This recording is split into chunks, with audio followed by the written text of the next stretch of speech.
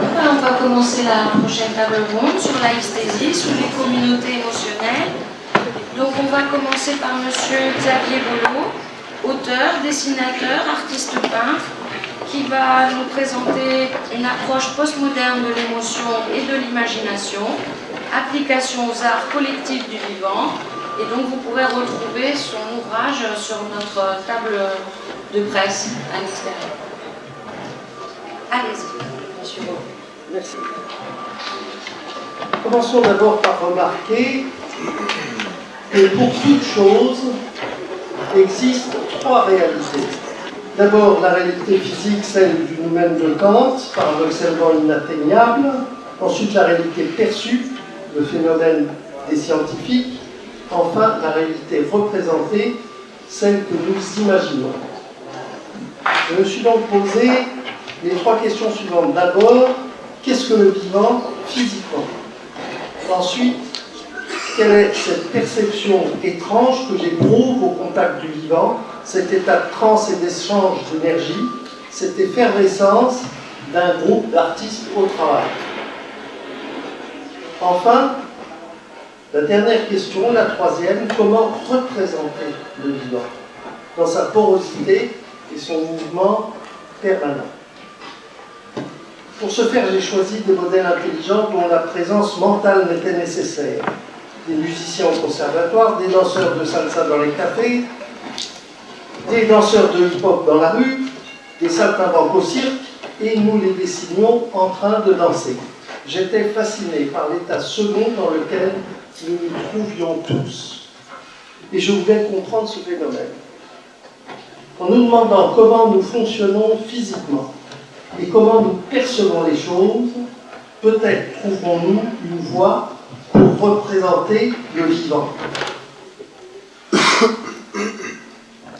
Donc, première étape, comment fonctionnons-nous physiquement?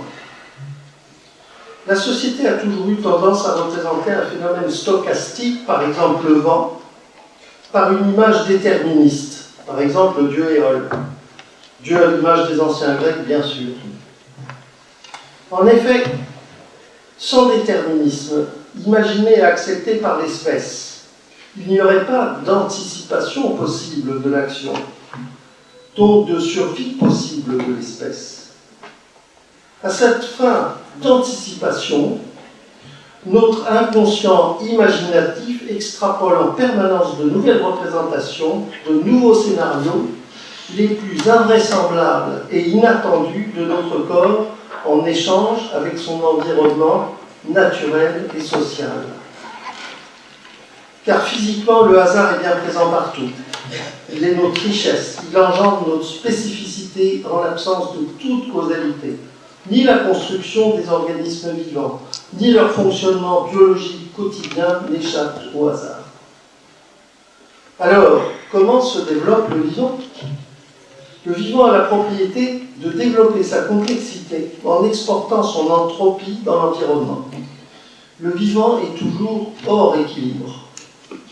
En se développant ainsi, au détriment de son entourage, le vivant apparaît essentiellement comme un prédateur dont la nature est à la source de son comportement social et environnemental.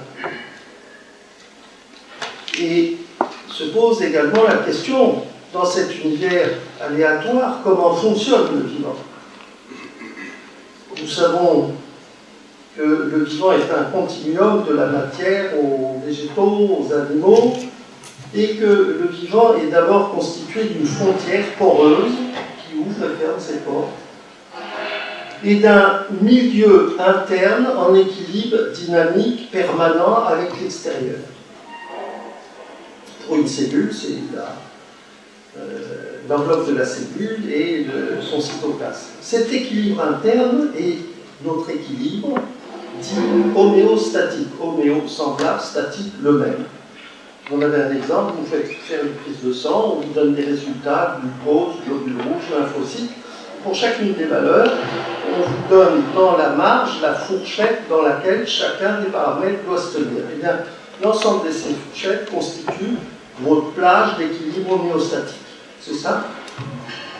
C'est une définition. Et nous voilà maintenant prêts à proposer une définition de l'émotion. Ce que nous allons faire en nous posant la question, comment percevons-nous les choses? Et nous sommes dans la deuxième étape de notre réflexion.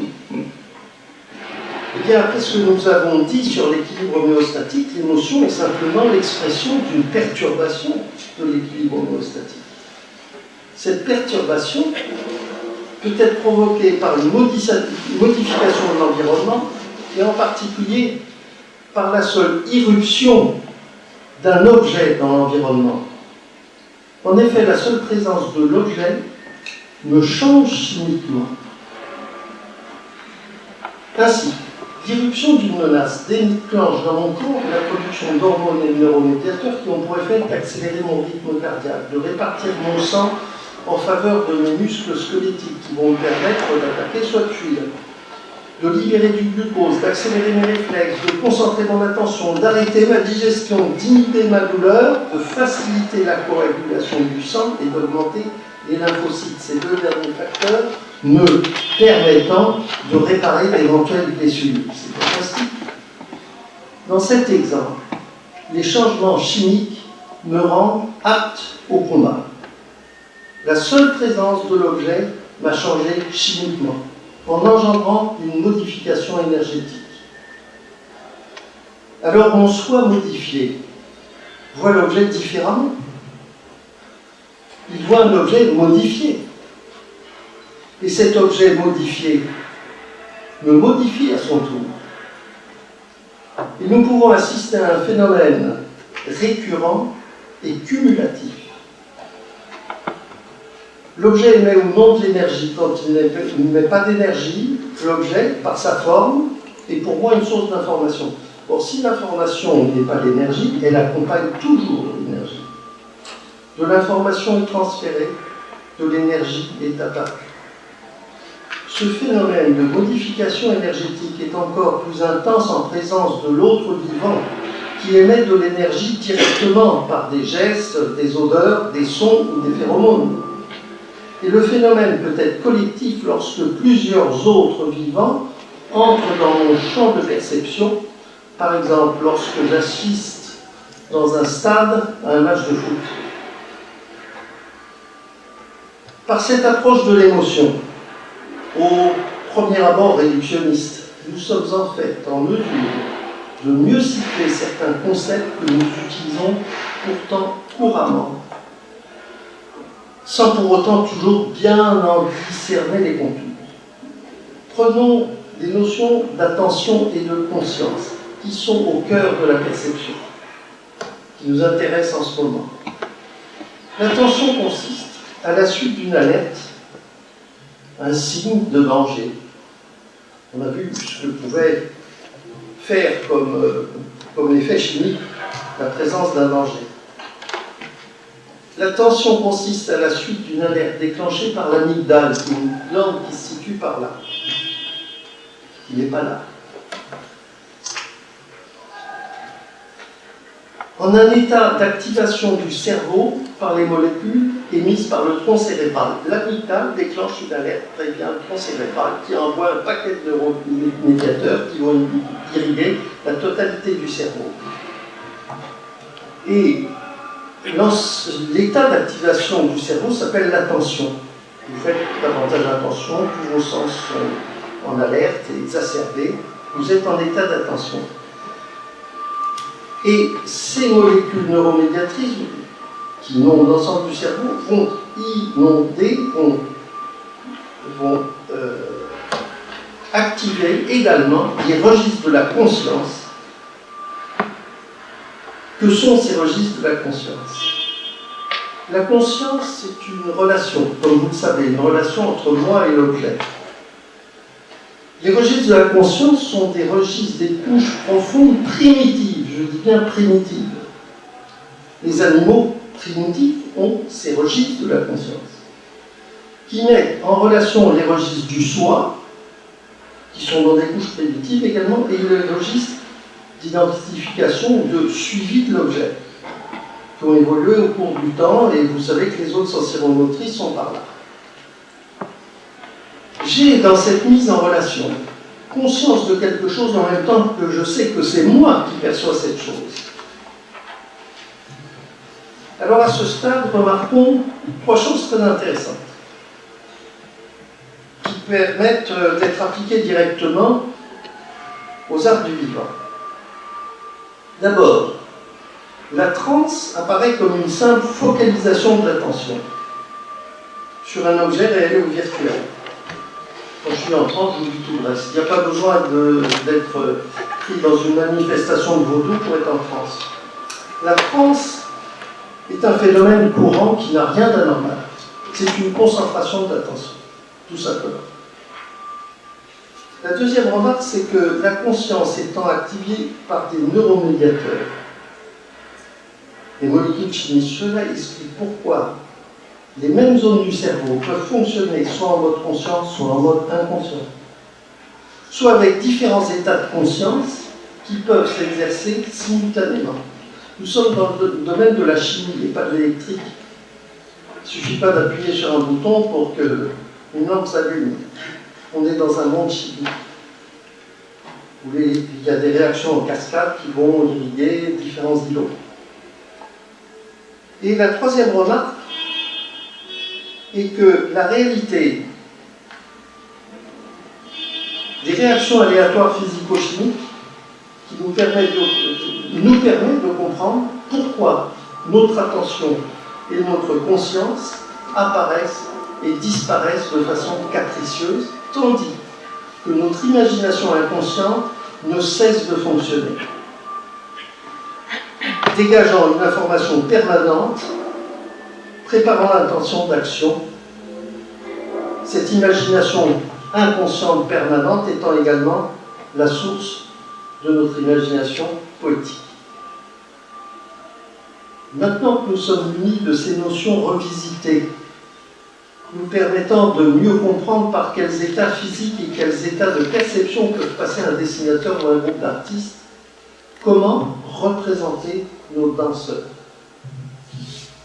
Comment créer une relation entre le monde perçu de mon soi, en interaction avec son environnement, et le monde représenté de mon histoire?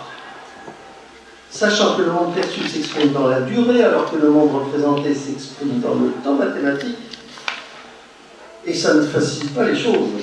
D'autant plus que les arts du vivant se déploient précisément dans cette relation entre le monde perçu et le monde représenté. Eh bien, dans nos mondes aléatoires, physiques et perçus, pour représenter des danseurs en train de danser, l'artiste n'aura pas d'autre issue que de dérouler en des instants successifs sur sa feuille le moment qui s'écoule ici et maintenant, moment ressorti dans son activité inconsciente permanente au hasard de ses perceptions subjectives. Le dessin n'est donc ni la photo d'une attitude saisie à la volée, ni la reproduction d'une succession d'immobilités comme l'avait cru Duchamp. Le dessin vivant est autre chose. Un bras à l'instant T, une jambe à l'instant T plus 1, une tête à l'instant T plus 2, exprimant le vivant hors équilibre tel que nous le percevons. Il devient alors possible, en déroulant le temps, de dessiner sur le vif des danseurs en train de danser ou des saltimbanques en action pour laisser sur une feuille leurs traces à l'appréciation des lecteurs. En effet, dès les premiers instants de la genèse du dessin, le cerveau anticipateur de l'autre, de ma tribu, est capable de reconstruire le scénario vécu et noté par le dessinateur. La communication s'est amorcée, l'autre interprète les traces dans une lecture active, le trait poreux du dessin lui permet de déployer sa liberté. Des reproductions, des performances sont dans ce cahier à votre disposition. Ceci étant, comment fonctionne l'artiste qui peint? Et je m'arrêterai là-dessus. Lors d'une performance collective des arts du vivant, les dessinateurs, les danseurs, les spectateurs sont en transe, ensemble, en effervescence, transformés en une seule flamme. Il faut le vivre pour s'en rendre compte. Le dessinateur dessine ce qui se passe entre les danseurs. Les danseurs vivent leur aventure. des musiciens improvisent et les danseurs improvisent sur l'improvisation des musiciens. Le peintre peint avec son corps. Son corps prend les décisions. Nous disons bien, par exemple, « Je me sens mal, je pars, je me sens bien, je reste ». Il m'est arrivé aussi de dire « J'ai l'impression de vous connaître depuis plus de 20 ans ». Je vous remercie de votre attention.